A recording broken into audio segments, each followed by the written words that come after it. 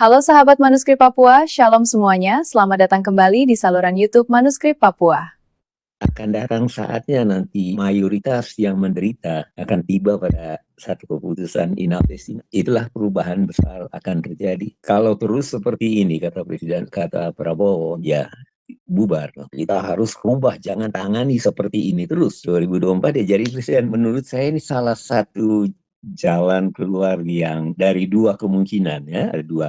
Bubar atau kalau tetap bersatu, bersatulah di dalam kebersamaan yang namanya serikat itu. Sistem bernegara, bukan negara kesatuan. Poin pentingnya di sini apa yang Raymond Gatto katakan tentang bentuk negara kesatuan. Menurut beliau, sebuah negara kalau mau sistem bernegara itu bentuk negaranya adalah negara kesatuan, dia harus memenuhi, negara itu harus memenuhi 4 kriteria. Apa itu? Pertama, dominan kontinen, dominan daratan. Negara itu harus demikian. Kedua, relatif tidak luas. Ketiga, relatif tidak banyak penduduknya. Keempat, relatif tidak majemuk masyarakatnya. Nah, keempat kriteria ini sama sekali tidak nampak di negara yang berbentuk kesatuan bernama Indonesia ini. Kita daratan, bukan kontinen dominan, bahkan laut, negara banyak sekali dari laut, pulau-pulau, relatif besar, relatif luas, relatif besar jumlah penduduknya, kalau nggak salah nomor 4 di dunia, sangat majemuk masyarakatnya. Pertanyaan besar di sini, apa yang akan terjadi jika sebuah negara yang tidak memenuhi kriteria itu, kemudian tetap memakai sistem atau sistem bernegaranya atau bentuk negaranya adalah kesatuan. Raymond Gatto menyimpulkan pasti akan terjadi dominasi mayoritas atas minoritas untuk menyelesaikan saat ini. Kalau sekarang masih pilihan, akan datang saatnya dipaksa untuk bubar, dipaksa bubar. Dua pilihan, mau tetap bersama, mari berserikat. Semua provinsi itu jadi negara bagian, mempunyai wewenang cukup besar untuk atur dirinya sendiri. Negara serikat, provinsi menjadi negara bagian. Tapi kalau tidak, ya, kalau tetap mau bertahan seperti ini, ya satu saat nanti provinsi daerah-daerah itu mengatakan enough is enough. Nikel selama ini Indonesia ambil dari Sorowako, Sulawesi, diambil dari Halmahera. Dengan diproduksinya dari Halmahera, maka Indonesia menjadi negara produsen nikel terbesar di dunia saat ini. Orang Halmahera itu miskin.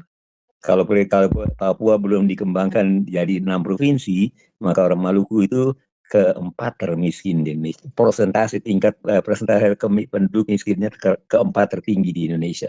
1, 2 Papua Barat, lalu yang ketiga NTT, baru keempat Maluku. Dengan dibelahnya Papua menjadi 6 provinsi, Maluku menduduki posisi ke-8 sekarang. 1, 2, 3, 4, 5, 6. Persentase penduduk termiskin, BPS punya data ini, yaitu seluruh provinsi di Papua. 7 NTT, 8 Maluku. Lah ini daerah kaya semua, Pak. Kaya raya secara kok miskin, memanfaatkan, memakai kekayaannya, semua diatur dari luar. Kok bisa diatur dari luar?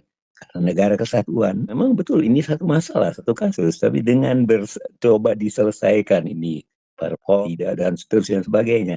Apakah itu menyelesaikan akar masalah dari Indonesia atau memang pengalihan isu? Orang-orang pintar berbicara tentang hal-hal yang pada gilirannya tidak menyelesaikan sebetulnya akar masalah Indonesia. Terima kasih. Untuk menyoroti Indonesia. Apakah di Indonesia ada damai sejahtera? Tidak ada kedamaian, apalagi bicara sejahtera. Bencana saja direkayasa untuk media informasi dari yang resmi dari pemerintah.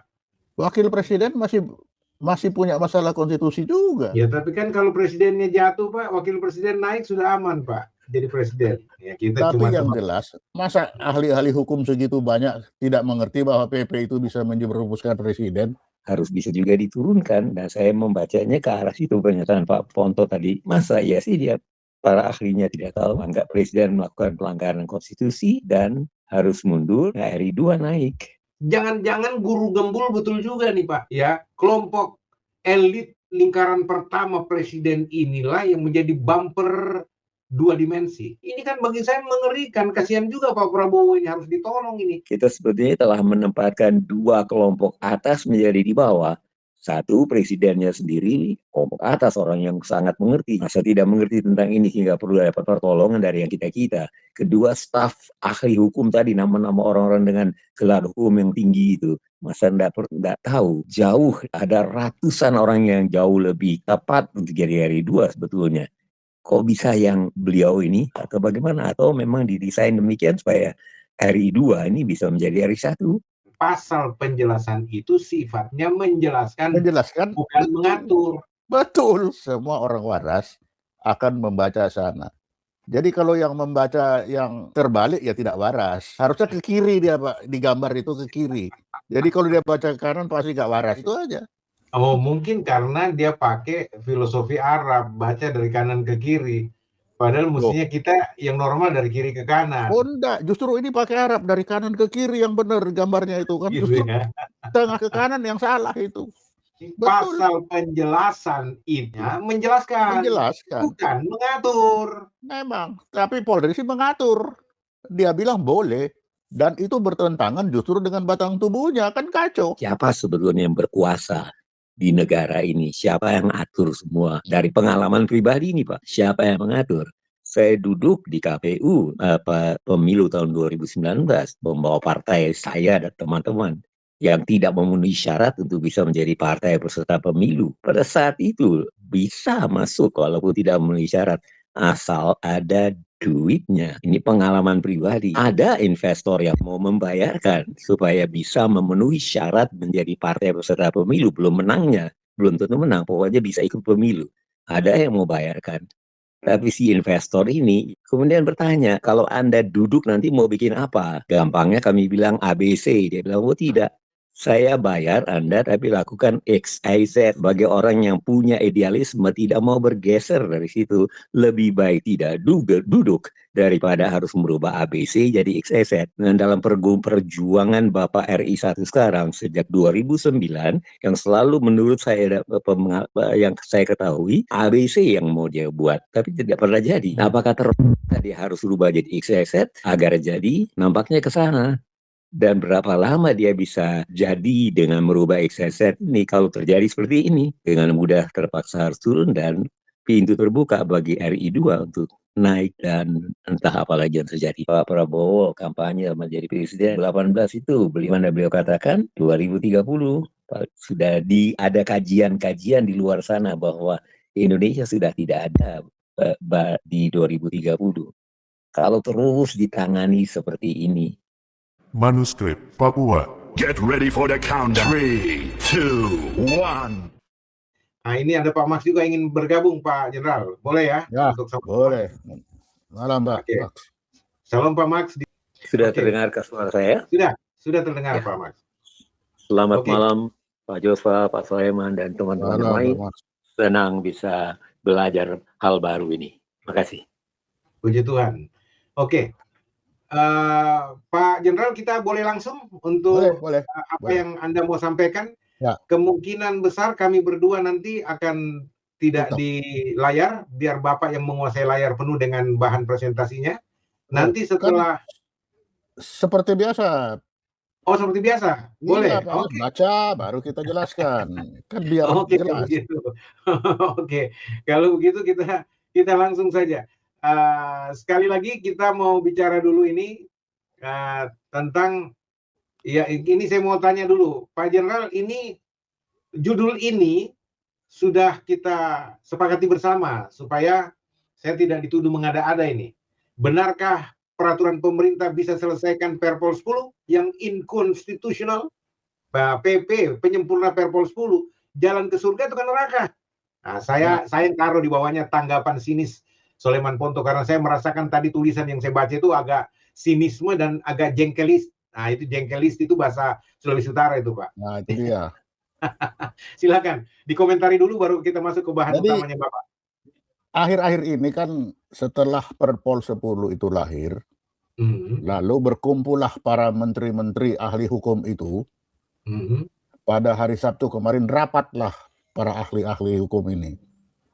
Dari situ katanya sudah melapor presiden, kemudian akhirnya diputuskan karena ini hanya Perpol, terlalu rendah Perpol. Kita naikkan menjadi peraturan pemerintah saja katanya. Wow. Pak Jimny bilang begitu, lalu juga Pak Yusril, saya sudah kasih tahu Presiden dan Presiden setuju kalau ini kita angkat menjadi peraturan pemerintah.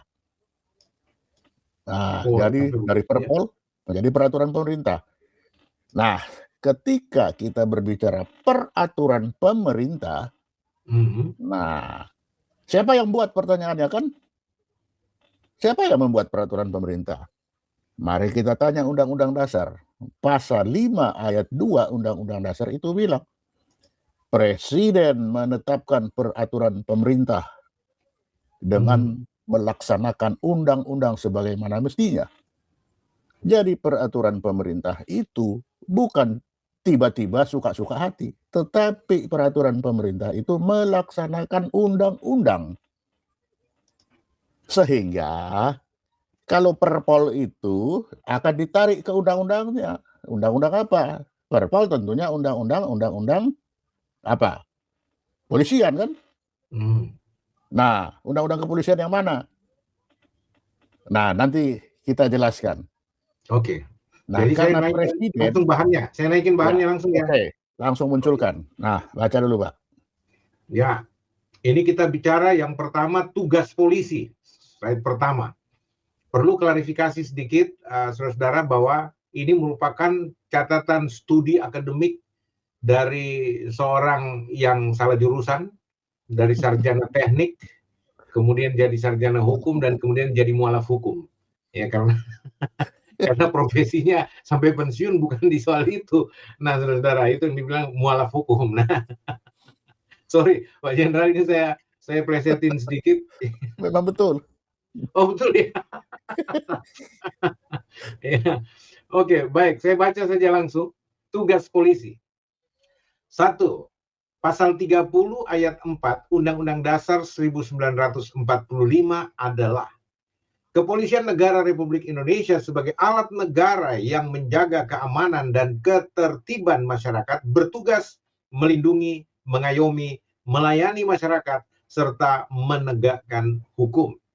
Ya. Yang kedua, Pasal 5 ayat 1 Undang-Undang Nomor 2 Tahun 2002 tentang Kepolisian Negara Republik Indonesia atau Polri menegaskan bahwa Polri adalah alat negara yang bertugas memelihara keamanan dan ketertiban masyarakat atau Kamtibmas, menegakkan hukum, serta memberikan perlindungan, pengayoman, dan pelayanan kepada masyarakat untuk menjaga keamanan dalam negeri.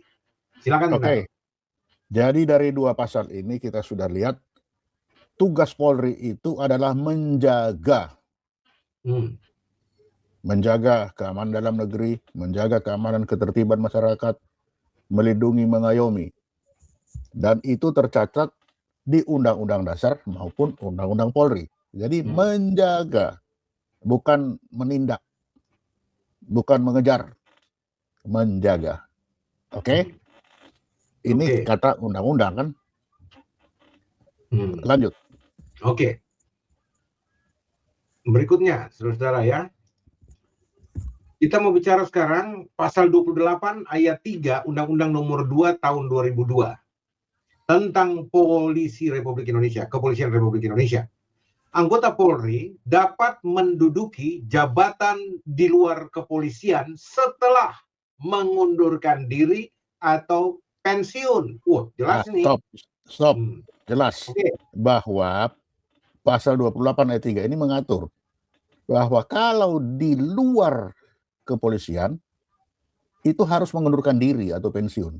Jadi kita berbicara jabatan di luar kepolisian ya, bukan jabatan sipil, jabatan bukan, di luar kepolisian.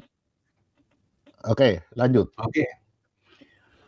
Penjelasan pasal 28 ayat 3, yang dimaksud dengan jabatan di luar kepolisian adalah jabatan yang tidak mempunyai sangkut paut dengan kepolisian atau tidak berdasarkan penugasan dari Kapolri. Jelas ya, saudara? Jadi ada penjelasan. Nah, lanjut. Penjelasan pasal ini menambahkan atau tidak berdasarkan penugasan dari Kapolri, tanda kutip, balas kutip ya, yang menciptakan celah bagi polisi aktif untuk menjabat di posisi sipil tanpa melepas statusnya. hanya dengan dalih penugasan. Jadi di sini bisa kita lihat kan, batang tubuh undang-undang menyatakan jabatan di luar kepolisian harus mengundurkan diri. Tetapi karena ada penjelasan, di situ penjelasan atau tidak berdasarkan penugasan Kapolri. Sehingga dibaca, kalau tidak berdasarkan penugasan Kapolri, itu adalah mengundurkan diri. Kalau penugasan itu tidak. Oh. Nah, begitu. Itu bacaannya. Oke, lanjut. Oke. Berikutnya, saudara-saudara. Penempatan Polri di luar struktur. Pasal 19 ayat 2. Ini lupa saya, ini pasal 19 Undang-Undang ASN ya. Lupa taruh itu. Ini Undang-Undang ASN ya. ASN, Kita ralat, pasal, saudara ya. ya. Ini Undang-Undang ASN. Jabatan ASN tertentu dapat diisi dari A. Prajurit Tentara Nasional Indonesia, dan B. Anggota Kepolisian Negara Republik Indonesia. 3. Pengisian jabatan ASN tertentu yang berasal dari prajurit Tentara Nasional Indonesia dan anggota Kepolisian Negara Republik Indonesia sebagaimana dimaksud pada ayat 2 dilaksanakan pada instansi pusat sebagaimana diatur dalam Undang-Undang mengenai Tentara Nasional Indonesia dan Undang-Undang mengenai Kepolisian Negara Republik Indonesia. Bagaimana penjelasannya ini, Pak? Jadi di sini bahwa untuk ASN polisi boleh, tetapi untuk supaya dia boleh di situ itu diatur oleh undang-undangnya sendiri. Sehingga kalau undang-undang bilang di luar struktur harus pensiun, maka yang diterima di ASN itu adalah Polri yang pensiun. Karena sebagaimana diatur oleh undang-undangnya kan? Ya. Oke. Berarti sebenarnya undang-undang pasal 19 ASN ini, undang-undang ASN ini tergantung, ini sebenarnya hanya mengadaptasi dari undang-undang utama tentang Kepolisian Republik Indonesia dan Tentara Nasional Indonesia, bukan begitu ya Pak Jenderal? Betul. Jadi kalau dari undang-undangnya nggak ngasih, dia nggak terima juga. Betul. Artinya dia tidak berdiri sendiri tanpa induknya. Iya, betul. Karena ini kan sebenarnya undang-undang turunan ya, Pak Jenderal. Jadi dia 19 ayat 3 ini mengembalikan lagi kepada undang-undang awalnya. Undang-undangnya si polisi itu, lex spesialis. Betul. Lex spesialisnya polisi, lex generalnya ini, ASN. Oke. Kita lanjut, Pak Jenderal. Ya. Nah, ini ada skema ini. Jadi kalau digambar begini dia jadinya. Yang ungu itu Undang-Undang Dasar sama tugasnya itu. Lalu ada penegasan pasal 5 juga Undang-Undang Polisi, lalu ada alat negara tugasnya. Kemudian warna biru muda itu tugas kepolisian, Undang-Undang Kepolisian. Ya. Warna biru tua itu penjelasan. Ya. Harusnya dia menjelaskan ke batang tubuhnya kan. Sehingga penjelasan itu tidak boleh bertentangan dengan yang dijelaskan. Ya. Nah, di jelasan itu ada dua. Yang satu yang tadi yang merah ini yang sudah dibaca. Ya. Lalu ada satu lagi tidak ada sangkut paut. Di penjelasan ada dua itu. Coba mundur baca itu penjelasannya. Oke. Coba mundur. Yang lagi. ini? Satu lagi. Oke. Nah, ini. Penjelasan pasal 28 ayat 3. Ya. Yang dimaksud dengan jabatan di luar kepolisian adalah jabatan yang tidak mempunyai sangkut paut dengan kepolisian atau tidak berdasarkan penugasan dari Kapolri. Nah, jadi ada dua kan ini. Nah, yang satu bilang kalau tidak ada penugasan ya harus pensiun. Kalau ada penugasan artinya tidak. Yang satunya kalau tidak ada sangkut paut ya pensiun. Kalau ada sangkut paut ya lanjut. Itu yang dimaknai sendiri. Padahal penjelasan kan tidak boleh bertentangan dengan atasnya ini. Batang tubuhnya bilang kalau di luar pokoknya kamu harus mengundurkan diri. Terus lanjut balik ke tadi. Oke. Nah, Jadi di sini kita bisa lihat bahwa sebelum putusan itu MK yang merah biru ini itu dua penjelasan itu harus dia menjelaskan ke kiri. Dari yang ke kiri ini memberikan ke undang-undang ASN, baru undang-undang dan lewat undang-undang ASN baru Polri bisa kemana-mana yang bawah itu ke lembaga departemen. Nah, mengerti itu sudah jalurnya. Oke. Ya kan? Kita review sedikit Pak Jenderal. Lebih bagus yang ungu di atas papan panjang ini kan pasal 30 ayat 2 dan ayat 4 Undang-Undang Dasar 1945. Pasal 5 ayat 1 Undang-Undang nomor 2 tahun 2002 tentang Polri. Jadi ini Kepolisian Republik Indonesia kan ini ada dalam konstitusi kita. Ini warga ya, netizen perlu tahu ini supaya ini bukan undang-undang ciptaan presiden saja tapi ini konstitusi, ini dalam ditulis alat negara lagi. Ya, batang tubuh ini kan alat negara. Tugasnya jaga Kamtibmas, pengayoman, melindungi, melayani, menegakkan hukum. Itu fungsi dalam batang tubuh konstitusi kita. Beda yang bawah yang kuning itu KPK segala macam itu bukan alat negara, mereka hanya diatur di undang-undang. Itu dia. Yang bawah ini ya, yang bawah kiri bawah. Iya, yang paling bawah ini ya, jadi ada pensiunan Polri boleh. LK itu apa? L garing K itu. Lembaga kementerian. Boleh di lembaga kementerian. Boleh. Ini kan menindak mereka. Jadi itulah sebabnya dari sini kita bisa lihat dari ungu itu kalau mau ke kuning dia harus pensiun dulu baru bisa sampai ke kuning. Yang diatur oleh si biru ini.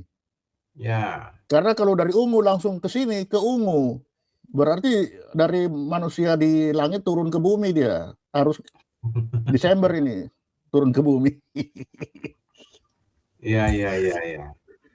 Wah, ini sudah dibuatkan struktur begini sebenarnya sudah jelas dong. Ya kan? Jadi kenapa di sini? Karena dia harus meninggalkan status alat negara. Dia turun ke bumi. Jadi kalau di sini manusia bumi, ini manusia langit yang ungu, ini manusia bumi. Nah, diatur di biru ini. Biru ini mengatur. Nah, Oke, ini sebelum. Tapi ini ada penjelasan. Nah, kenyataannya. Kenyataan yang terjadi. Board ungu. Tetap, kan? Masih tetap semua. Yang belok ini ada yang ke kanan.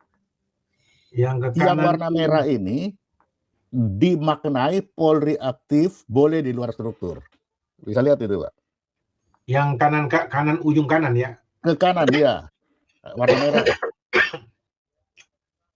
Yang warna merah itu kan tidak berdasarkan penugasan oleh Kapolri. Nah, itu dimaknai ke kanan itu seharusnya dia Polri aktif tidak boleh di luar struktur karena dia harus ke kiri kan? Iya. Tapi dia ke kanan. Sehingga di sisi kanan dimaknai Polri aktif boleh di luar struktur. Jadi sebentar Jenderal. Jadi panah turun dari board ungu ini, dari papan ungu, itu kita lihat ada box warna biru. Ya, warna biru putih. Ya, ayat 3 pasal 28 Undang-Undang nomor 2 tentang Polri. Bahwa Polri di luar struktur harus Polri aktif harus alih status atau jadi pensiun. ASN. Jabatan di luar struktur ini. Ya. Nah, itu dia ke kiri ASN lembaga atau ini LK ini Undang-Undang ASN Polri tidak aktif atau purnawirawan. Bukan alat negara. Gitu. Nah, sedangkan turunannya ke bawah itu ini pensiunan Polri boleh di lembaga di LK menindak harus pensiunan kan? Ya. Karena diatur oleh biru. Betul. Jadi dia sebenarnya kalau kita mau bahasa awamnya, yang boleh masuk di lembaga di LK ini adalah yang sudah pensiunan, artinya sudah bukan alat negara toh, ini personal. Betul. Gitu loh. Cuma mungkin karena keahliannya waktu masih menjabat. Bukan. Tapi karena ke kanan ini loh, ini yang merah. Iya, kalau kanan nanti kita bahas. Jadi maksudnya yang kalau dia sudah pensiun atau apa terus dia mendapatkan semacam rekomendasi bukan penugasan semestinya. Kalau dia sudah pensiun toh, kalau dia sudah pensiun itu terserah yang nerima itu udah titik. Di kiri bawah itu. Ya, yang kuning. Nah, sekarang Tapi- yang di kanan, yang ke Nah. kanan, dia menyimpang ke kanan ini. Ya, Nah, Polri aktif boleh di luar struktur. Nah, ini kan kalau menurut Pak Sulaiman ini tafsiran toh. ini yang ditafsir dari yang itu tidak berdasarkan penugasan itu. Kalau tidak penugasan, dia harus pensiun. Tapi kalau penugasan, boleh. Maka dipakailah ada penugasan Polri ini. Maka lahirlah di sini 4.351 alat negara di ASN yang sekarang terjadi sampai hari ini itu. Wow, yang masih aktif. Masih aktif. Sebentar. Jumlahnya 4.351, Saudara. Ya. Dari alat negara yang masih aktif, yang boleh dikata status mereka jadinya itu melanggar konstitusi. Nah, Pak Max, sambil kita menunggu beliau nih, sampai di sini, Pak Max ada komentar, Pak Max.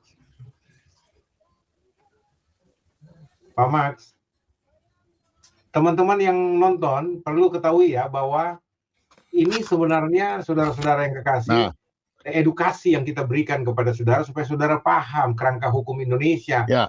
Karena di dalam board merah ini yang di bawah kanan paling ujung saudara lihat, ini semua alat negara yang jumlahnya 4.350 yang ada di KPK, ada di BNPT, ada di BNN, ada di HUT, Kehutanan. Ini semua harusnya mereka, dia di kiri. Ini. Itu melanggar hukum, mereka itu melanggar hukum sekarang ini statusnya.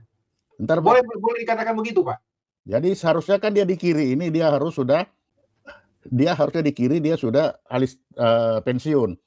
Tapi karena pemaknaannya ini penugasan boleh kok, akhirnya Polri yang aktif itu sampai yang hari ini sekarang ini ada 4.351. Nah, kalau ini maksud saya Pak Jenderal, yang di kiri bawah ini di board merah yang warna merah itu ya, yang 4.351 anggota kepolisian yang aktif itu, ini yang ada di KPK, ada di BNPT, ada di BNN, ada di Kehutanan. Apakah boleh dikatakan mereka ini orang-orang yang sebenarnya inkonstitusional ada di lembaga ini? Belum. Kalau menurut mereka tidak, karena ini boleh kan menurut atasnya ini boleh. Tapi kalau kita lihat dari undang-undang langsung ya betul tadi. Iya, artinya kalau berdasarkan tafsiran ya semua dihalalkan. Benar. Oke. Stop. Yang penting mereka bilang benar ini kan. Nah, lanjut. Oke, kita lanjut. Nah, lanjut. Uji MK sekarang. Ya, yang diuji apa? Ya ini yang kita uji, yang paling kanan itu. Yang paling kanan biru? Ya. Yang tidak berdasarkan penugasan Kapolri itu kita uji. Apakah ini sesuai dengan Undang-Undang Dasar atau tidak? Bahwa apakah benar tidak berdasarkan penugasan Kapolri ini membolehkan Polri aktif di luar struktur? Nah, ini kita uji. Diuji ke Undang-Undang Dasar itu, ke MK. Nah, hasil ujiannya lanjut. Yang ini putusan MK. Nah, putusan MK ternyata ditolak itu. MK tetap bahwa kalau kita tidak berdasarkan penugasan Kapolri ini, tidak bisa dimaknai bahwa Polri aktif boleh di luar struktur. Tapi ini tetap harus dimaknai seperti bunyi undang-undang. Di luar struktur itu harus Polri pensiunan. Nah, itu yang akhirnya putusan MK ini kan, Polri aktif di luar struktur harus alih status atau pensiun. Jadi ini sama. Merah sama kuning sama. Nah, berarti Pak Jenderal, kalau kita mau bicara ini, putusan MK ini sudah jelas sebenarnya bahwa apa yang menjadi tafsiran internal Kepolisian Republik Indonesia itu sebenarnya tafsiran yang bertentangan dengan keputusan MK. Yang menempatkan di luar struktur, ya makanya. Ya. Sehingga saat ini statusnya semua yang di luar struktur itu inkonstitusional. Nah, itu. Nah, tetapi nanti ada argumen mereka. Nah, ini ya sampai sini mengerti toh? Sama ya, tapi saya Oke. simpulkan dulu sebelum kita pindah argumen mereka. Berarti Nah, menurut kacamata hukum, khususnya dari lembaga yang paling berwenang, putusan MK, ya. MK itu, 4.351 orang ini adalah melanggar hukum sebenarnya, Betul, melanggar konstitusi. betul, Iya kan? Seperti itu ya Pak betul. Jenderal. Ya, Tapi kita mau lihat dulu bagaimana argumentasi mereka dalam upaya perlawanan terhadap MK. yes, ya. Hmm. Nah, Perpol 10 nomor 10 tiba-tiba lahir 2005. Perpol 10. Ini lahir tiba-tiba. Padahal di masa seruan rakyat untuk mereformasi kepolisian Republik Indonesia, Ya, dan perintah presiden ini, perintah presiden untuk membentuk tim reformasi nah, kepolisian sekarang Republik Indonesia. kalau besok ditanya, reformasi Polri itu mau kemana sih Polri kita bikin? Kalau bicara dari kata reformasi, reformation, kembali kepada tatanan awal, format Nah, awal.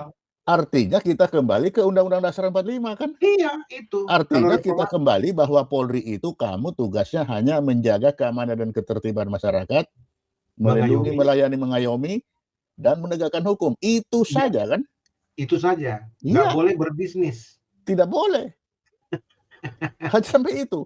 Nah, dan itu sudah diperkuat oleh putusan MK kan? Dan tidak boleh cawe-cawe di dalam partai Nggak boleh. politik Nggak boleh. atau dalam lembaga pemerintahan. Nggak boleh, kan erat negara hanya sampai situ.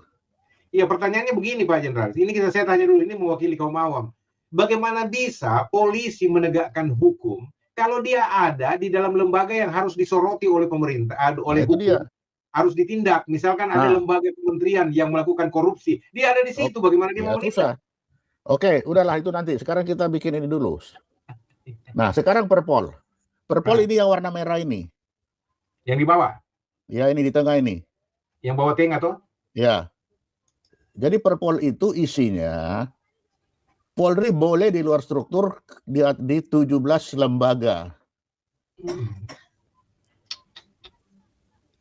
Nah, sampai ditetapkan 17 ya? Ya, dia tetapkan sendiri. Jadi kalau merah ini dihadapkan dengan biru bertentangan enggak? Ya bertentangan. Ya bertentangan. Dihadapkan kepada putusan MK bertentangan enggak? Oh, sangat bertentangan. Nah, dengan Undang-Undang ASN bertentangan enggak? Sangat bertentangan. Iya, jadi Perpol ini bertentangan dengan semua ini, bertentangan dengan undang-undang, bertentangan dengan Undang-Undang Dasar, bertentangan dengan Undang-Undang ASN. Pertanyaan saya, apakah tidak ada penasihat Polri, penasihat Kapolri, sehingga kok Kapolri bisa kecolongan, taruhlah Kapolri tidak mengerti undang-undang atau enggak. Jadi begini, alasan mereka begini. Ada alasan lagi. Ya. Itu kan saya coba bela kepolisian saya, Pak, iya. Kapolri saya. Kalau itu jawabnya lanjut. Artinya gini, siapa tahu polisi demi menjaga marwah kepolisian Republik Indonesia dan juga melindungi anggotanya yang sudah terlanjur ada di LK itu, lalu beliau memutuskan untuk buat peraturan kepolisian untuk menjaga, mengayomi anggotanya. Tapi itu kan pelanggaran hukum. Cuma pertanyaannya, kok nggak ada yang kasih tahu gitu loh, Pak? Ya nggak tahu kalau di sana itu ada yang mengerti atau tidak. Terlalu banyak orang di sana sekolah ke luar negeri, jadi bahasa Indonesia lupa mungkin. Ya kan? Oke. Nah, mari kita lihat alasan orang-orang itu. Alasannya kita mau lihat ya. Kenapa mereka sampai mau melanggar hukum atau tidak tahu melanggar hukum? Ya. Oke. Nah, ini tanggapan dari DPR loh, dari Habibur Rahman, baru ahli hukum atas putusan MK ini. Apa dia bilang? Ini kan ada dua ini kan. Yang satu itu tidak berdasarkan penugasan, kan ada yang dua. Yang dibatalkan kan baru tidak berdasarkan ini. Masih ada satu. Tidak ada sangkut paut kan tidak dibatalkan. Jadi kalau ada sangkut paut ya bolehlah katanya. Makanya 17 ini dianggap ada sangkut paut sehingga bolehlah. Oh begitu. Nah, karena ini tidak ada sangkut paut ini. Jadi kalau ada sangkut paut boleh. Nah, padahal tetap saja kalau ada kan dia bertentangan dengan undang-undangnya. Tetap bertentangan dengan itu tadi erga omnes, mengikat semuanya. Dan tidak main-main. Ini tanggapan dari DPR, Habibur Rahman, lalu ahli hukum, ada Pak siapa itu Isanuddin Nursi. bukan Isanuddin apa dari Oh iya ya. ahli-ahli hukum itu mereka bilang, oh kan yang penting ada sangkut paut, boleh. Nah, padahal ini, jadi kalau digambar begini, jadi Perpol ini mereka bilang, oh itu konstitusional karena masih ada punya hubungan. Kalau punya hubungan boleh. Iya, akibat itulah terjadi dualisme pendapat di masyarakat. Itu dia. Jadi pendapat sekarang kan yang hijau dan merah ini. Nah, padahal kalau kita lihat mau ada hubungan atau tidak, tetap saja kalau yang dinilaikan itu bukan ada hubungan, bukan jenis, tetapi yang dilihat jabatan itu, kamu itu di dalam struktur atau di luar struktur, kan itu. Ya. Undang-undang ini kan bercerita tentang di luar struktur atau di dalam. Mau ada penugasan dari Kapolri, mau ada sangkut paut, tetapi kalau dia di luar struktur, ya tetap salah. Betul, betul. Kenapa di dalam struktur? Ya kamu tujuannya itu adalah melepaskan baju angkasa. Ya. Supaya dia melepaskan baju angkasa, dia turun ke makhluk bumi. Misalkan begini masalahnya. Kalau Polri yang masih alat negara itu turun ke Kementerian Kehutanan, katakan. Lalu kehutanan ini berhadapan dengan perambah hutan. Apa akibatnya? Rakyat berhadapan dengan polisi kan? Padahal polisi tugasnya di sini di atas itu apa? Mengayomi, melindungi, melayani. Begitu dia turun ke bumi, bukan lagi melayani, menindak dia. Padahal Undang-Undang Dasar bilang apa? Kamu jaga keamanan, menjaga.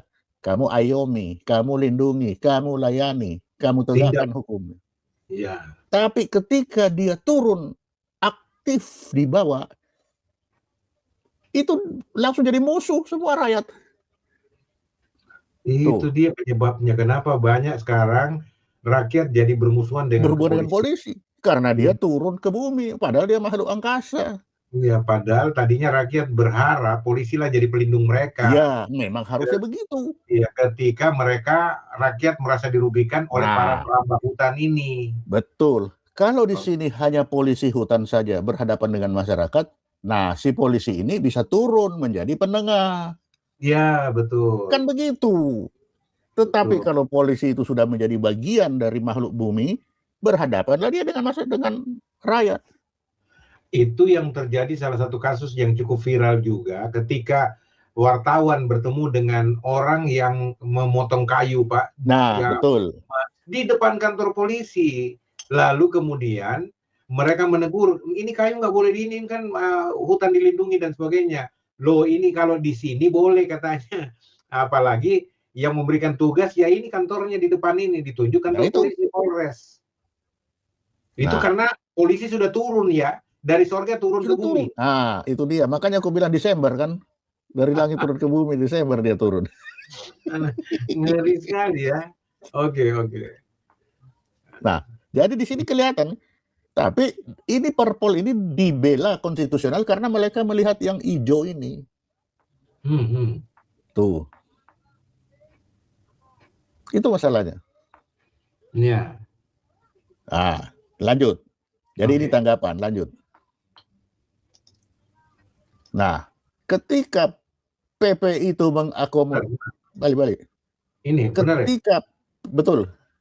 Ketika PP itu untuk akomodasi Polri, jadi PP ini langsung berhadapan dengan 3 ini kan?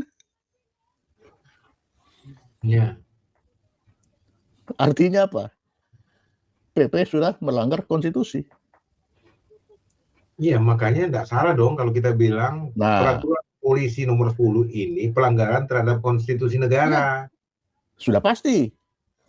Ketika diangkat menjadi PP ikutan menjadi melanggar konstitusi. Tapi itu jauh lebih berbahaya PP ini dibanding sekedar Perpol. Itu yang aku bilang. Jadi ketika PP itu Perpol dijadikan PP, maka harapannya PP itu adalah membawa jalan ke surga kan, menjadi baik. Ternyata bisa belok ke neraka dia malah kan. Oh, itu dia memang. Ini dia. Harapannya para ahli hukum itu, PP itu membawa ke surga, menyelesaikan masalah. Ternyata bikin masalah baru, malah bawa ke neraka. Kenapa? Karena presiden yang dia seret langsung. Itu luar biasa.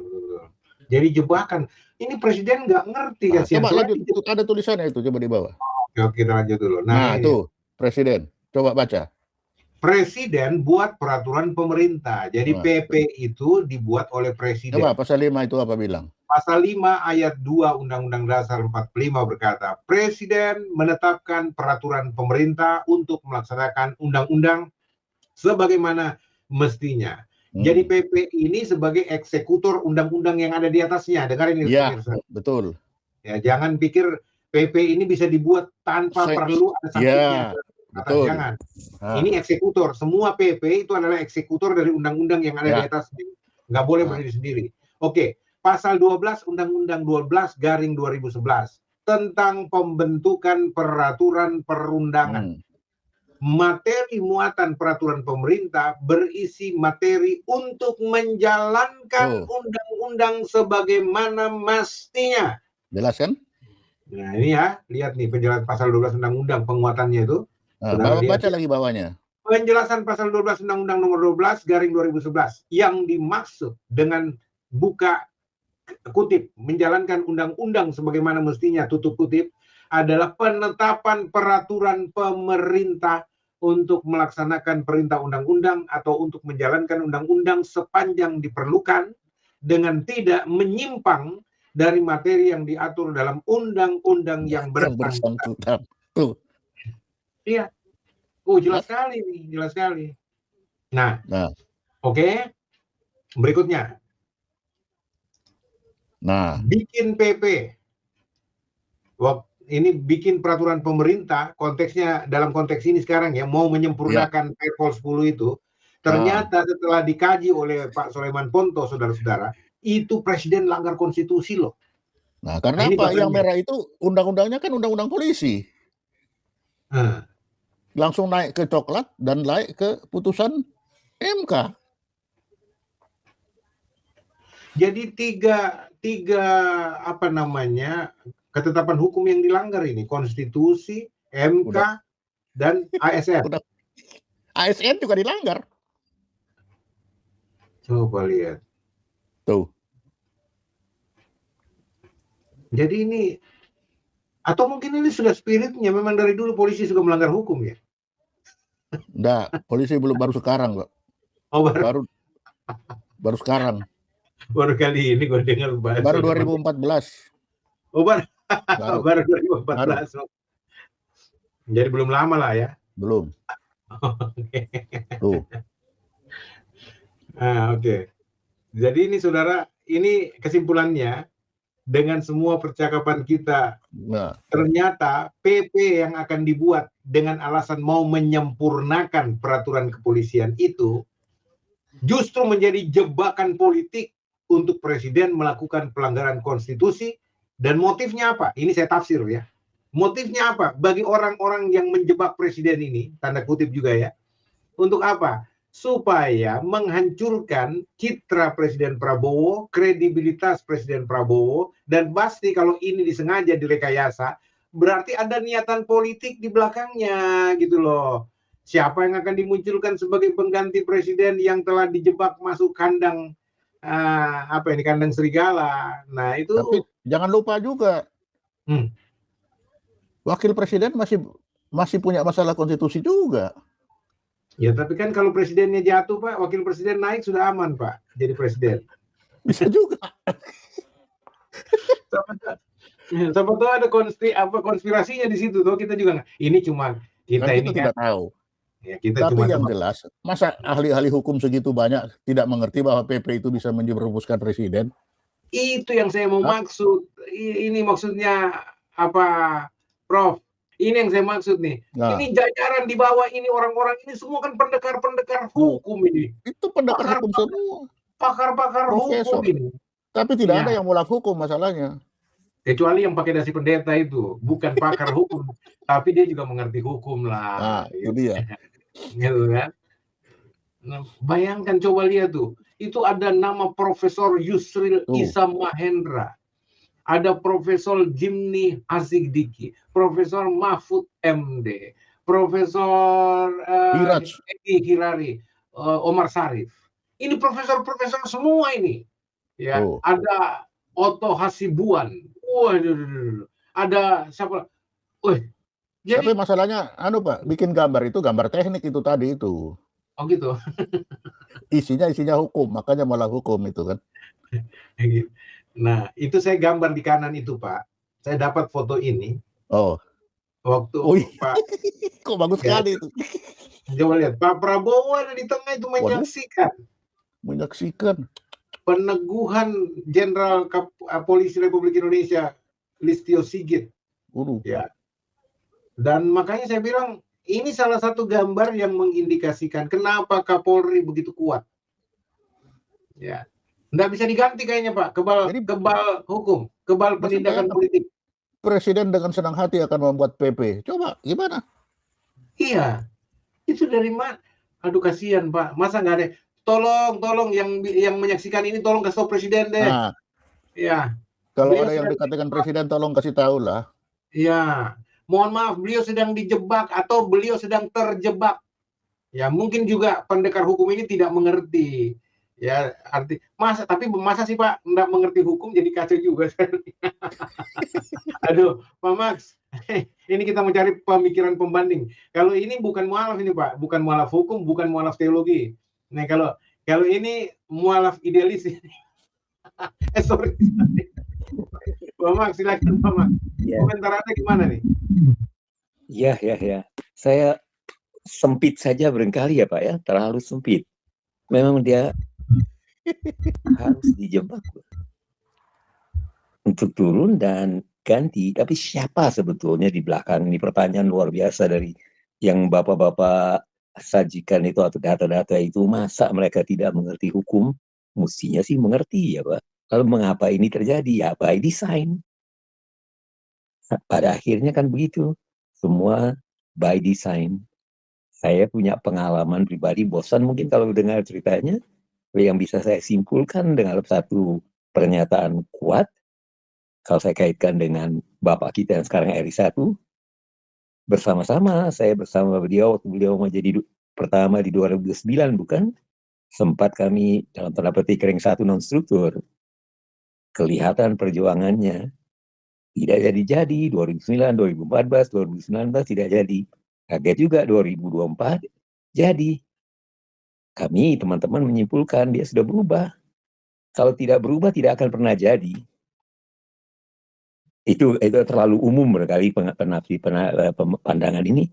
Tapi demikian, kalau tidak berubah, maka tidak akan pernah jadi. Nah, sudah jadi ini ya, perubahan yang terjadi sehingga bisa jadi RI1, harus bisa juga diturunkan. Dan saya membacanya ke arah situ. Pernyataan Pak Ponto tadi sangat tepat ya. Atau pernyataan dari Dr. Yuswa ya. Satu jebakan. Masa iya sih dia, para ahlinya tidak tahu bahwa pada akhirnya dia telah melakukan presiden melakukan pelanggaran konstitusi dan harus mundur. Nah, RI2 naik. Itu kan aturannya demikian. RI1 beralangan, RI2. Iya. Saya terlalu sederhana membacanya, tapi ya. Tapi gambarnya jelas nggak itu Pak? Bagi saya iya Pak. Bahkan kalau kita mau masuk ke pasal per pasal dan sebagainya, bukan hanya dalam konteks ini, dalam banyak hal Pak. Perundang-undangan ini yang melanggar undang-undang dasar, ya terlalu panjang lebar, kita fokus saja yang ini. Kita fokus ini aja. Yang memang sudah dihadirkan dengan sangat tepat oleh Pak Sulaiman Ponto. Jelas sekali, PIP yang lebih tinggi tingkatannya, lebih dihadirkan untuk menyelamatkan Perpol yang sudah dianulir oleh MK, yang sudah kuat hukum status hukumnya. Nah, kemudian diselamatkan melalui PP. Apa ya presiden tidak tahu tentang itu? Mestinya kalau saya aja tahu, masa Pak Presiden dan teman-temannya tidak tahu? Ada apa? Ada kenapa? Apa yang akan terjadi? Kalau dia tahu, kenapa dia tidak mengatakan saya tidak mau? Mungkin terpaksa harus demikian. Senang hati. Mungkin dengan senang hati. Dan ya Izin Tahta, bertanya ya, Pak tahta Max. akan berpindah. Ya. Izin bertanya. Saya mute dulu Pak Soleman, soalnya double ini, double. Iya, Saya karena mute dulu Pak. Kalau sudah menjawab baru saya buka ya Pak Max. Jadi yang saya mau tanyakan begini Pak Max dengan Pak Soleman. Ini kan kita sudah jelas lihat pemetaan yang dibuat oleh Pak Soleman Ponto dengan materi beliau ini, dan jelas suratnya rilis terbukanya di media sosial itu kan begitu blak-blakan, begitu gamblang sebenarnya. Nah, kok tidak ada satupun dari pakar hukum, pendekar hukum kita ini yang coba berhenti sejenak lah untuk menyimak apa pendapat masyarakat. Jangan-jangan guru gembul betul juga nih Pak. Ya, kelompok elit lingkaran pertama presiden inilah yang menjadi bumper dua dimensi.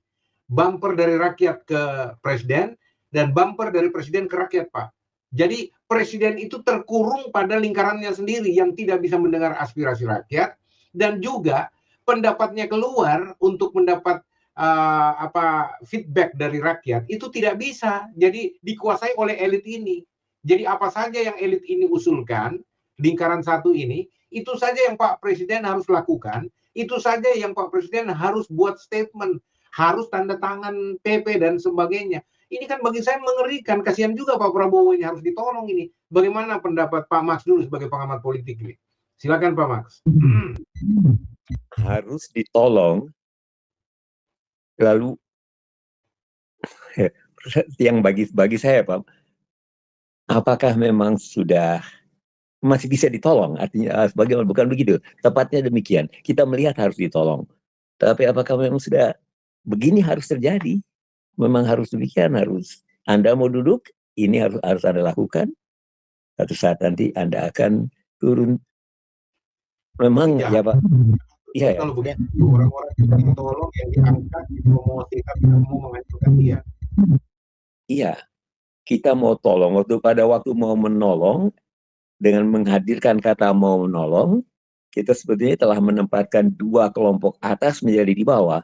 Satu, presidennya sendiri, kelompok atas, orang yang sangat mengerti.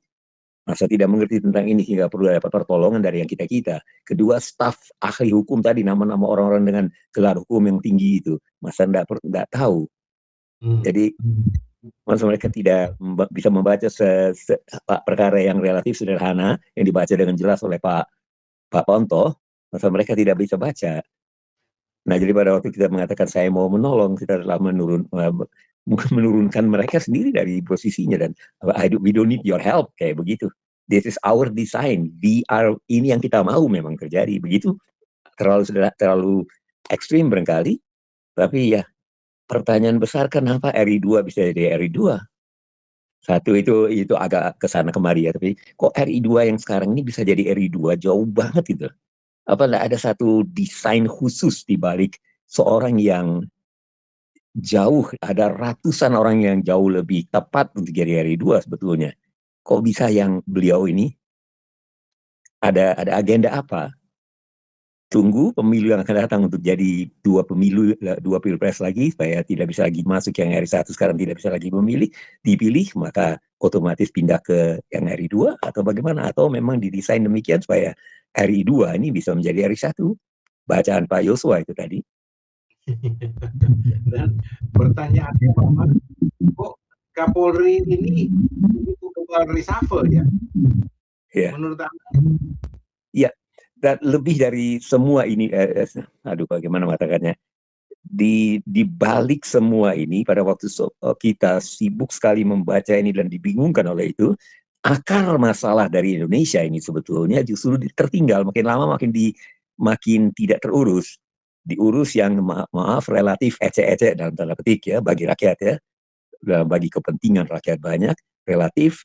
Bukan itu yang kami minta. Kok siapa duduk di pimpinan teratas ya, sudah.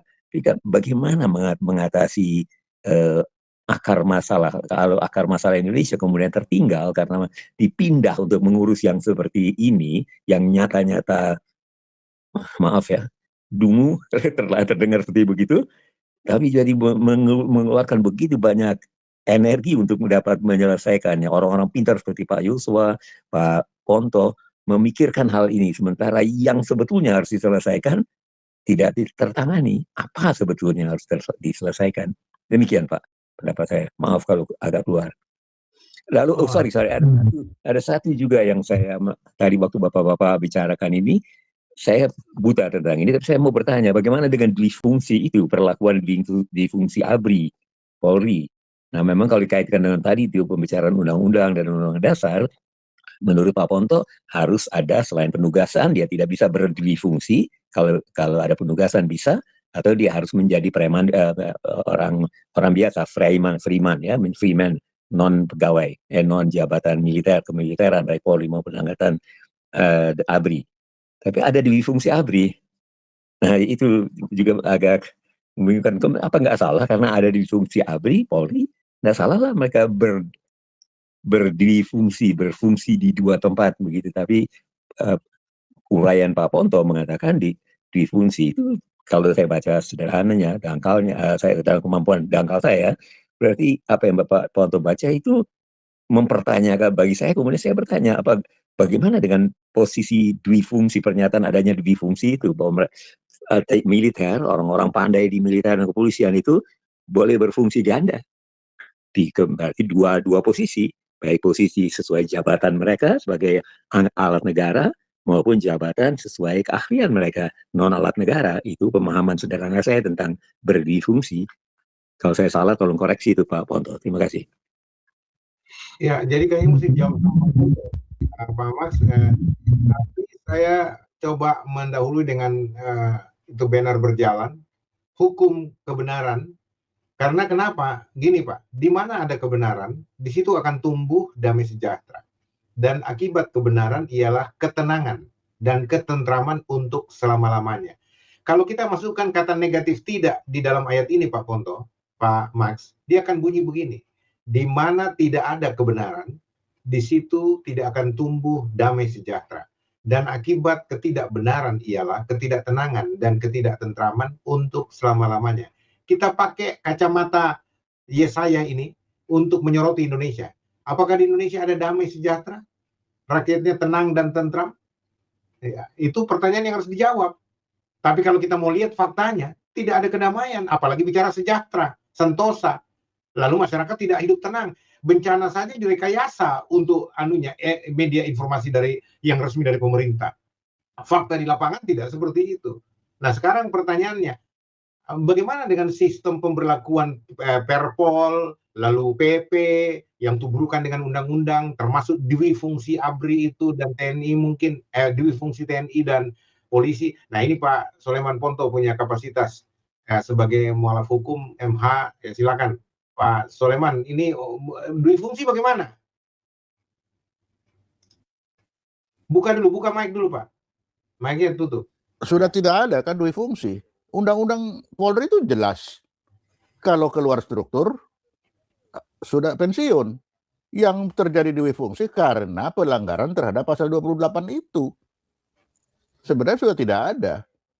Jadi sudah ada Pak Max. Difungsi itu nggak ada lagi Pak Max. Yang ada itu pelanggaran terhadap itu. Makanya pelanggaran itu sekarang akan mereformasi kalau bicara Polri. Kalau tentara sudah sekian puluh tahun lalu kan itu sudah. Itu. Kalaupun tentara sekarang ada di tempat lain itu karena komponen cadangan. Jadi tentara itu masih membutuhkan ada 11 lembaga departemen supaya membantu, bukan tentara membantu mereka, tapi mereka membantu tentara. Misalkan tentara butuh Jampit Mil, tentara butuh Intel, BIN, tentara butuh lembaga persandin, itu tentara yang butuh.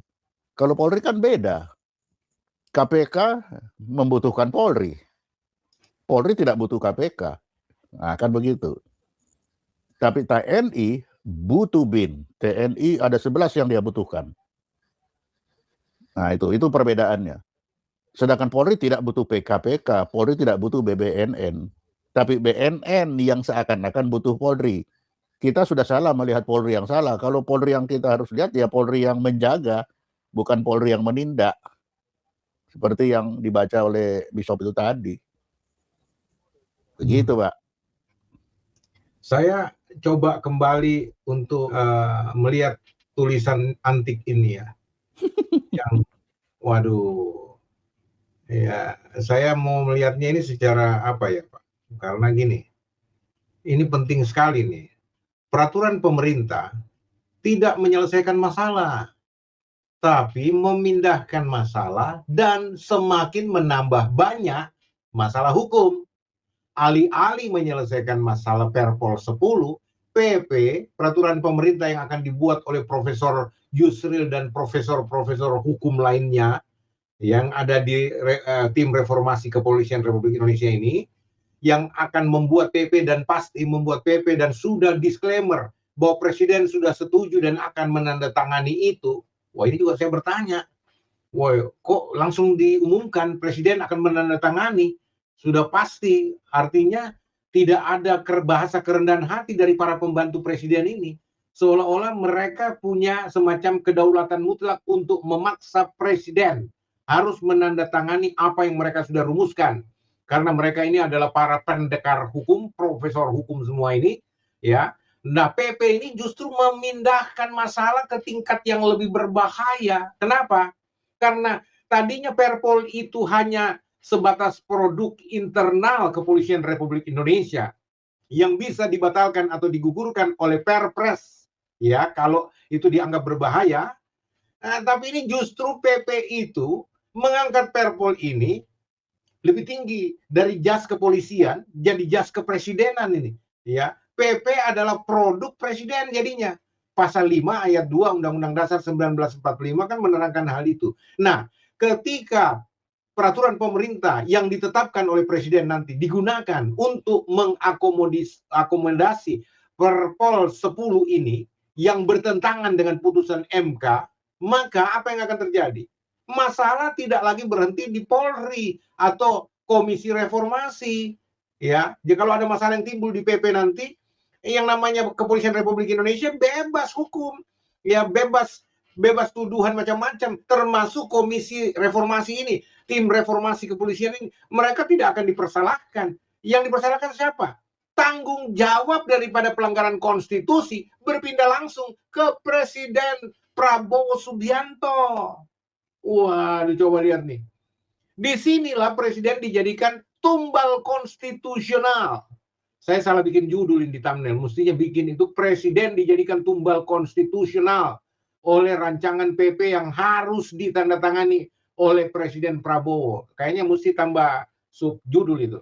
Ya, disinilah presiden dijadikan tumbal konstitusional oleh menteri dan komisi yang seharusnya melindungi presiden dari kesalahan kebijakan. Siapa menteri ini ya?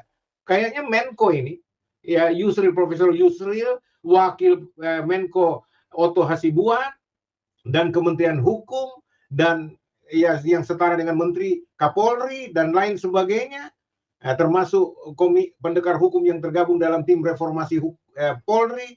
Ada Profesor Mahfud MD yang terkenal idealis, tapi kok sekarang kayak nggak jalan nalarnya. Ya, kedua Profesor Jimli Hasidiki yang dikenal sebagai idealis hukum yang santun, tapi kok ini kayaknya dibiarkan seperti kebo dicocok hidung ini. Kalau lihat pelanggaran hukum begini tidak bersuara, ya. Nah, presiden dikorbankan untuk Perpol 10 ini, gitu loh. Untuk kepentingan Perpol 10 itu presiden dikorbankan.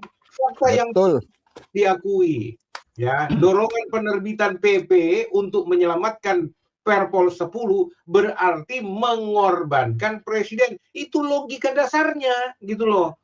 Para menteri dan komisi percepatan reformasi Polri mengetahui, pertama, mengetahui adanya putusan MK yang melarang.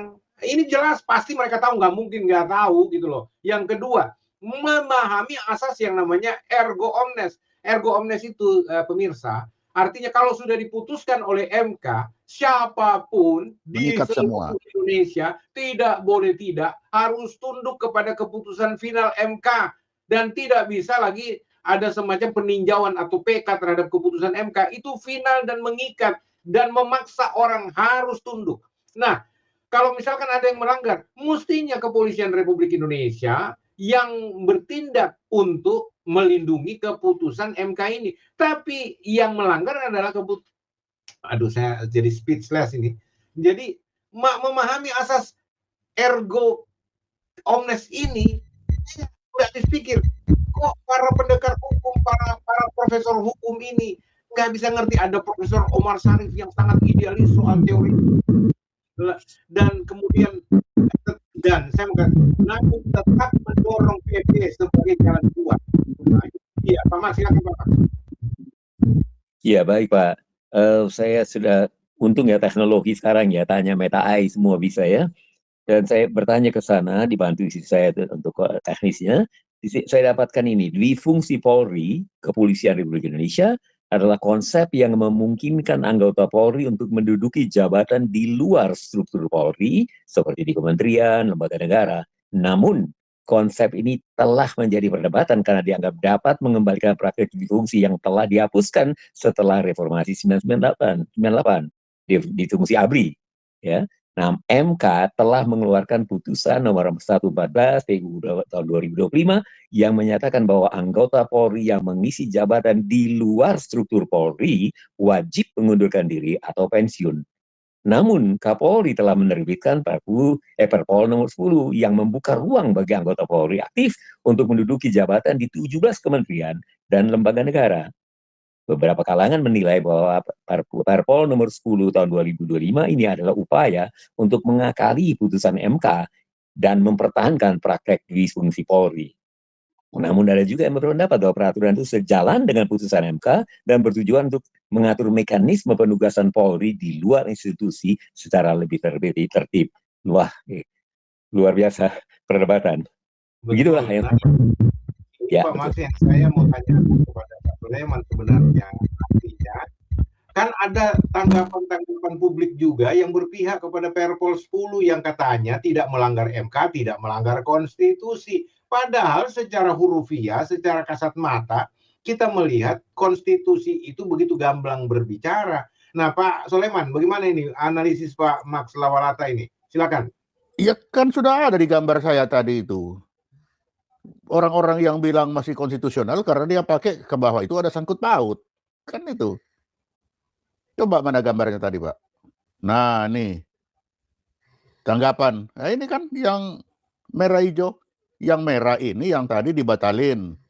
Tapi masih ada yang hijau ini. Yang ada sangkut paut. Kan dia bilang, ini kan ada sangkut paut. Boleh dong ada sangkut paut, kan itu. Padahal kalaupun ini ada sangkut paut dan boleh, tetap saja batang tubuh undang-undang yang coklat ini kan melarang Polri aktif di luar struktur. Betul. Artinya itu lebih tinggi. Itu artinya lebih tinggi. Kan konstitusi lebih tinggi, tidak boleh dilanggar oleh aturan atau undang-undang di bawahnya, toh. Konstitusi diwakili oleh putusan MK. Jadi ada dua di sini yang melarang, konstitusi yang diwakili oleh MK, lalu ada undang-undang. Tetapi mereka tetap membaca, ini kan ada sangkut paut, ya dari situ aja bolehlah. Tidak, bahwa itu konstitusional itu. Nah, kalau dibilang Pak Max tadi, reformasi iya. Aturan ini lahir tahun 1998 berdasarkan TAP MPR. Makanya Undang-Undang Polri kan 2002, reformasi 98. Gitu. Jadi sejak 2002 sudah berlaku. Cuma sekarang ini supaya Polri bisa keluar, ditafsirkanlah penjelasan itu. Padahal ilmu hukum di mana saja penjelasan tidak boleh bertentangan dengan batang tubuh. Batang tubuh melarang Polri aktif di luar struktur. Bagaimana penjelasannya kok bisa menjadi boleh? Pak Jenderal, izin. Dalam konteks perspektif teologi ya, karena saya kan ini ya mualaf teologi Pak, jadi berkiblatnya ke politik dan hukum ini untuk sebenarnya saya menerangi dunia politik dan hukum juga dalam perspektif teologi. Nah, sekarang begini, perspektif teologi begini Pak, dalam Efesus 2 ayat 19 sampai 20 sampai 22 Pak, bahwa itu harus batu penjuru. Kristus Yesus sebagai batu penjuru dari nubuatan para nabi dan ajaran para rasul. Artinya gini, semua nubuatan para nabi yang mengaku nabi sekalipun harus bersesuaian, harus bermuara pada Yesus Kristus sebagai batu penjuru, tolok ukur. Ya. Nah, sementara ajaran para rasul siapapun dia, harus intinya adalah Yesus Kristus. Jadi kalau ajaran rasul tidak berintikan Yesus, tidak berbicara tentang Yesus, itu nggak bisa diterima. Makanya tidak semua tulisan klaim dari para nabi atau rasul itu bisa dikanonkan, Pak. Tidak bisa dijadikan kanon. Jadi satu kesatuan Alkitab. Nah, itu sebabnya kalau saya pakai perspektif teologi ini, misalkan diparalelkan dengan konteks konstitusi kita, konstitusi 1945 ini, Pak, adalah batu penjuru, Pak.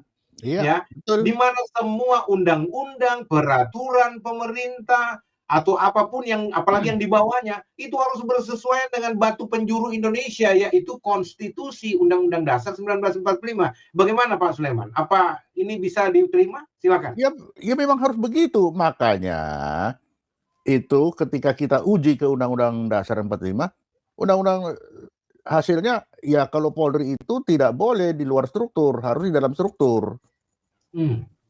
Makanya putusan MK kan begitu. Tapi orang-orang ini masih mencari jalan, boleh kok. Yang dilarangkan itu hanya karena penugasan. Nah, padahal mau penugasan kek, mau ada sangkut paut kek, dua-duanya menghasilkan Polri di luar struktur. Jadi Polri di luar struktur, iya bertentangan. Nah, Perpol di luar struktur enggak? Ya di luar struktur 17 itu, ya sudah bertentangan. Kan gitu aja. Ini ada bagus Pak, pendapatnya Fatu Boba 2718 mengatakan pasal penjelasan itu sifatnya menjelaskan bukan betul, mengatur. Betul, tapi kan dimaknai mengatur. Makanya kita bawa ke MK dan MK membenarkan salah itu. Betul. Semua orang waras akan membaca sana. Jadi kalau yang membaca yang terbalik ya tidak waras. Harusnya ke kiri dia Pak, di gambar itu ke kiri. Jadi kalau dia baca ke kanan pasti gak waras itu. Udah, itu aja. Ya. Oh, mungkin karena dia pakai filosofi Arab, baca dari kanan ke kiri. Padahal mestinya kita yang normal dari kiri ke kanan. Oh enggak, justru ini pakai Arab dari kanan ke kiri yang benar gambarnya itu kan. Begitu ya. Tengah ke kanan yang salah itu. Itu.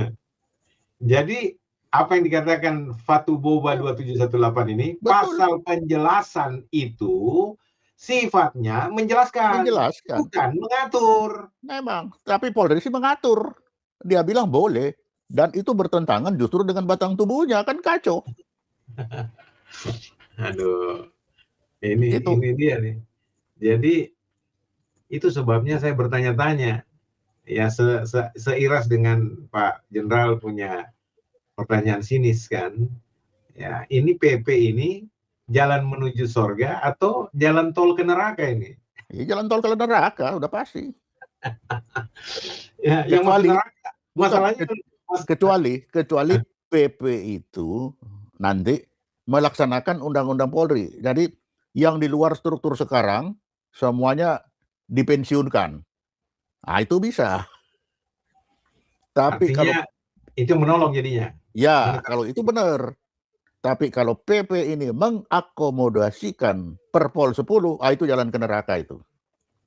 Oh, itu ini yang mesti kita tegaskan dalam siaran kita malam ini, Pak. Hanya ada dua kemungkinan. PP itu akan menjadi penyelamat, ya. Atau jalan ke neraka. Atau memang penghancur negara, terutama penghancur presiden, membuat presiden masuk neraka ini. Iya. Gitu ya. Nah, kalau dia bikin PP itu justru mempercepat pensiun yang di luar, membatalkan yang 10, yang Perpol 10, itu benar.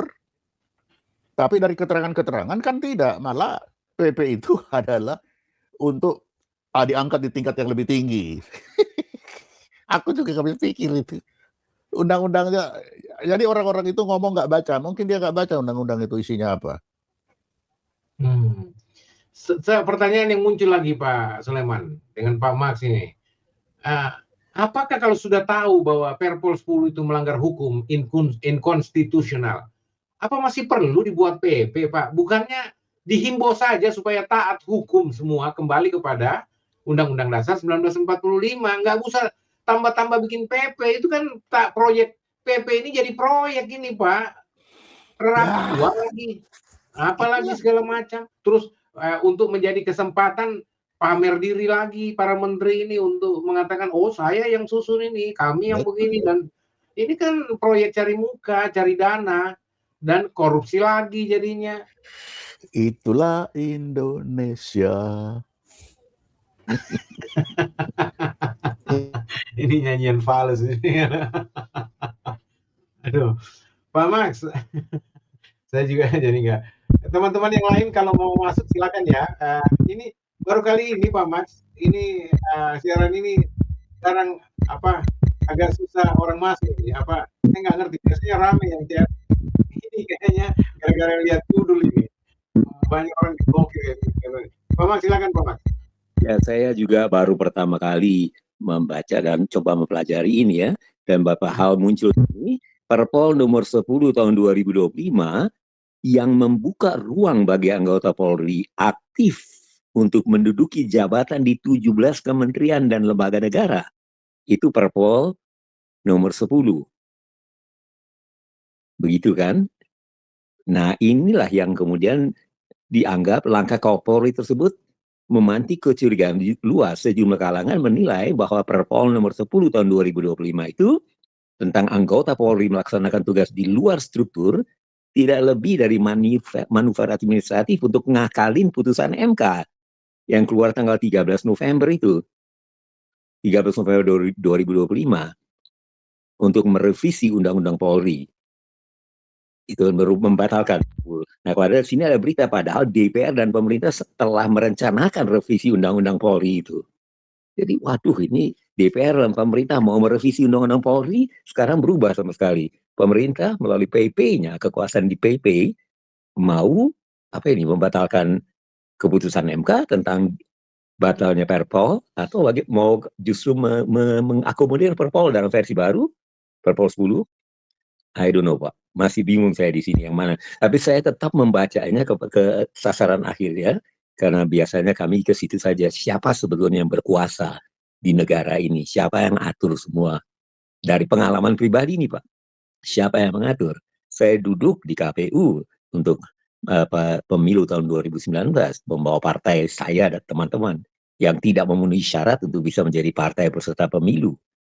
Pada saat itu bisa masuk walaupun tidak memenuhi syarat. Asal ada duitnya. Ini pengalaman pribadi. Ada investor yang mau membayarkan supaya bisa memenuhi syarat menjadi partai peserta pemilu. Belum menangnya, belum tentu menang, pokoknya bisa ikut pemilu. Ada yang mau bayarkan. Tapi si investor ini, ya kita tahu yang masuk 1% dalam sebagian besar Indonesia ini, kemudian bertanya, kalau Anda duduk nanti mau bikin apa? Gampangnya kami bilang ABC. Dia bilang, oh tidak, saya bayar Anda tapi lakukan XYZ. Ini pengalaman pribadi. Nah, sebagai orang yang punya idealisme tidak mau bergeser dari situ, lebih baik tidak duduk daripada harus merubah ABC jadi XYZ. Nah, dalam perjuangan Bapak RI 1 sekarang sejak 2009 yang selalu menurut saya yang saya ketahui ABC yang mau dia buat, tapi tidak pernah jadi. Nah, apakah tadi harus berubah jadi XYZ agar jadi? Nampaknya ke sana. Dan berapa lama dia bisa jadi dengan merubah XYZ ini kalau terjadi seperti ini? Dengan mudah terpaksa harus turun dan pintu terbuka bagi RI 2 untuk naik dan entah apa lagi yang terjadi. Demikian, Pak. Thank you. Aduh, ini yang saya suka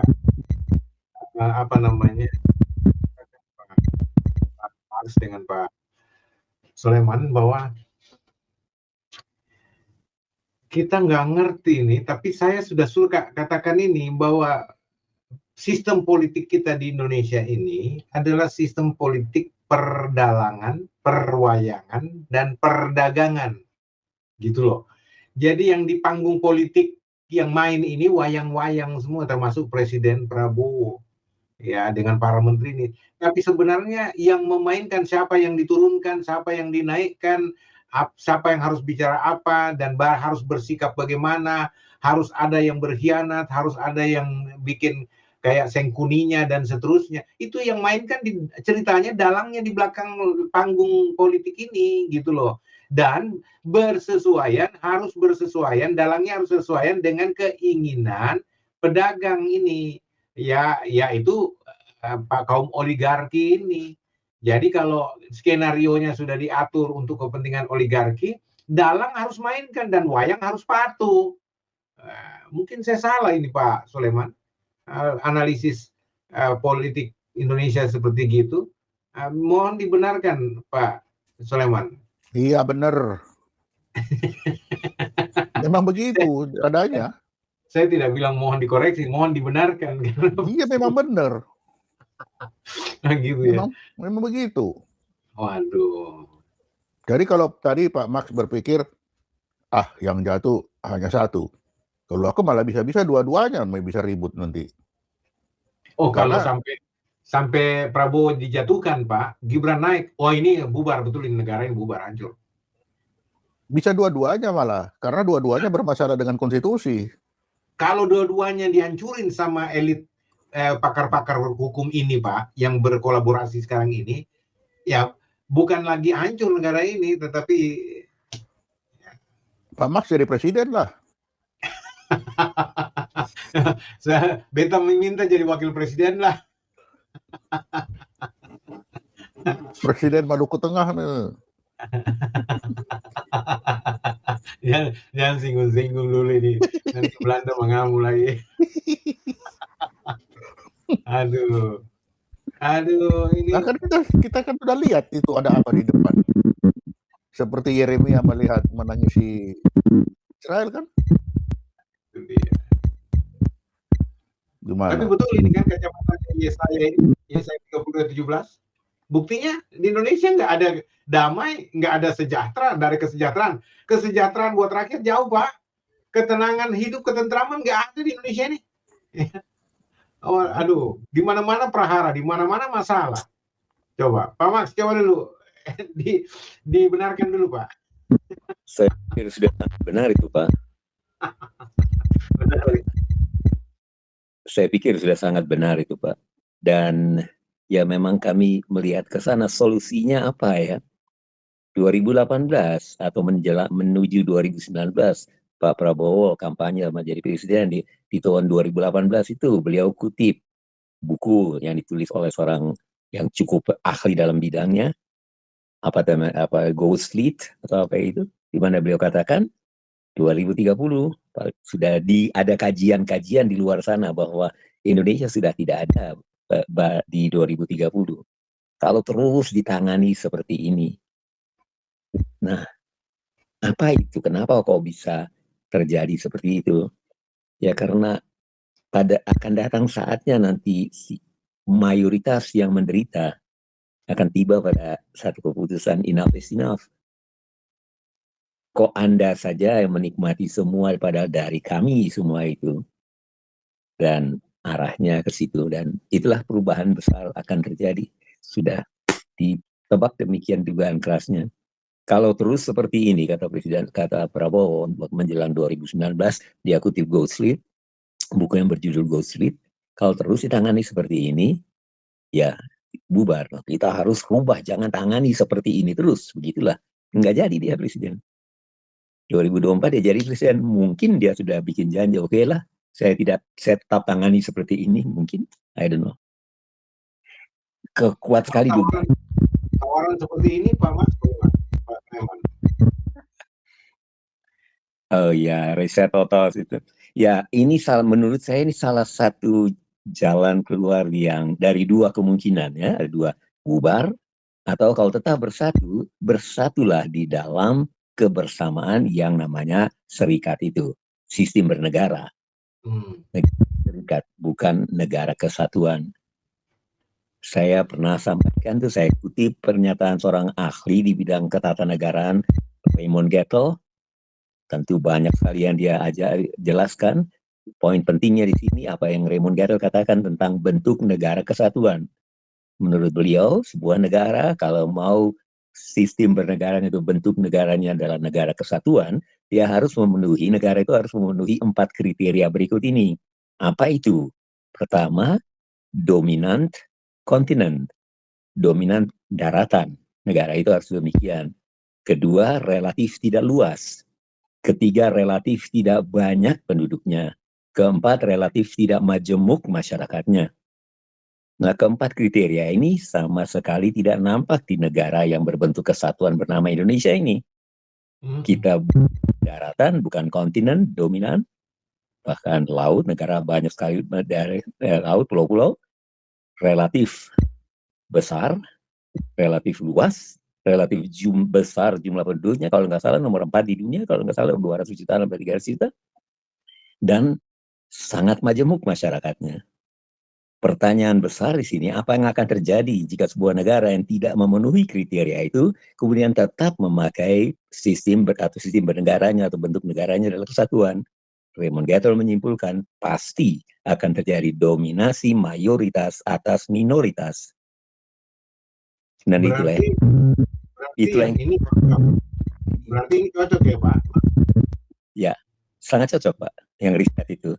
Kalau mau jadi dua, bukan? Kalau mau tetap bersama sebagai untuk menyelesaikan saat ini, kalau sekarang masih pilihan, akan datang saatnya dipaksa untuk yang saya lupa namanya, penulis Go Street itu mengatakan dan kajian mereka akan bubar, dipaksa bubar. Dua pilihan, mau tetap bersama, mari berserikat. Semua provinsi itu jadi negara bagian, mempunyai wewenang cukup besar untuk atur dirinya sendiri. Negara serikat, provinsi menjadi negara bagian. Tapi kalau tidak, ya kalau tetap mau bertahan seperti ini, ya suatu saat nanti provinsi daerah-daerah itu mengatakan enough is enough. Kalau satu data lagi misalnya, bukan misalnya, yang saya dapatkan juga dengan majunya teknologi mesin listrik, salah satunya, dan tentu banyak beberapa hal yang lain, maka nikel dibutuhkan pengganti minyak lah, bukan lagi bensin bahan bakarnya, nikel. Nikel selama ini Indonesia ambil dari Sorowako, Sulawesi. Kebutuhan nikel dunia meningkat, diambil dari Halmahera. Dengan diproduksinya Halmahera, maka Indonesia menjadi negara produsen nikel terbesar di dunia saat ini. Orang Halmahera itu miskin, Pak. Kalau Papua belum dikembangkan jadi 6 provinsi, maka orang Maluku itu keempat termiskin di Indonesia. Persentase penduduk miskinnya keempat tertinggi di Indonesia. 1, 2 Papua Barat, lalu yang ketiga NTT, baru keempat Maluku. Dengan dibelahnya Papua menjadi 6 provinsi, Maluku menduduki posisi ke-8 sekarang. 1, 2, 3, 4, 5, 6. Persentase penduduk termiskin, BPS punya data ini, yaitu seluruh provinsi di Papua. 7 NTT, 8 Maluku. Lah ini daerah kaya semua Pak. Kaya raya secara kok miskin? Iya, tapi rakyatnya miskin. Memanfaatkan, memakai kekayaannya, semua diatur dari luar. Kok bisa diatur dari luar? Karena negara kesatuan. Begitu. Nah, sekarang kita politik masalah, sorry saya tutup dengan ini, memang betul ini satu masalah, satu kasus, tapi dengan coba diselesaikan ini, perpol, tidak, dan seterusnya sebagainya. Apakah itu menyelesaikan akar masalah dari Indonesia? Atau memang pengalihan isu? Orang-orang pintar berbicara tentang hal-hal yang pada gilirannya tidak menyelesaikan sebetulnya akar masalah Indonesia. Terima kasih. Luar biasa. Pak Sulaiman, silakan.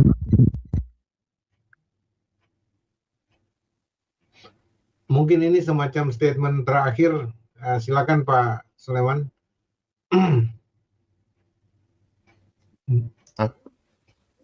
Ya. Mana ini kok bisa mati ini? Sudah. Udah kedengaran ya? Sudah dengar. Jadi mudah-mudahan ada yang menyampaikan kepada Pak Presiden, jangan tanda tanganlah itu PP itu. Mudah-mudahan itu aja, karena PP itu lebih banyak membuat masalah daripada menyelesaikan masalah. Itu aja. Iya, betul, setuju. Demikian saja, Pak. Oke. Dan saya yakin Pak Max punya uraian terakhir tadi, itu memang menyetujui harus ada alternatif untuk mencegah tangkal nubuatan politik dari analis politik yang terkenal itu yang memprediksi bahwa Indonesia bubar 2030. Ya, kalau sistem ini, sistem pemerintahan Indonesia, sistem penegakan hukumnya, dan sistem yang lain-lainnya di Indonesia ini tidak dirubah. Kalau saya pakai istilah riset total ini, sistem bernegara, kalau tidak dilakukan, maka nubuatan politik itu betul-betul bisa terjadi 2030. Tapi kalau kita melakukan perubahan, soal teknisnya nanti bagaimana melakukan itu, saya yakin 2030 justru jadi tahun titik balik Indonesia lahir baru, menjadi ciptaan baru, ya, dilahirkan kembali untuk apa? Menuju Indonesia Emas 2045 yang pasti tidak lagi akan jadi mimpi. Tapi kalau ini tidak dirubah sistemnya, itu 2045 itu hanya mimpi dan lebih lagi hayalan saja, tidak akan mungkin tercapai. Ya, terima kasih Pak Soleman Ponto yang sudah menjadi berkat bagi kita semua setelah diedukasi dengan pikiran kritis Bapak dalam menanggapi polemik aturan perundang-undangan yang akhir-akhir ini sedang viral, khususnya tentang Perpol 10 yang mau disempurnakan oleh para pakar pendekar hukum kita ini dalam peraturan pemerintah yang ternyata dibuktikan oleh Pak Soleman sebagai jebakan politik untuk menjadi tumbal konstitusional sang Presiden Republik Indonesia, Mr. Prabowo Subianto. Semoga ini didengar dan ada yang menyampaikan ke beliau supaya beliau sadar.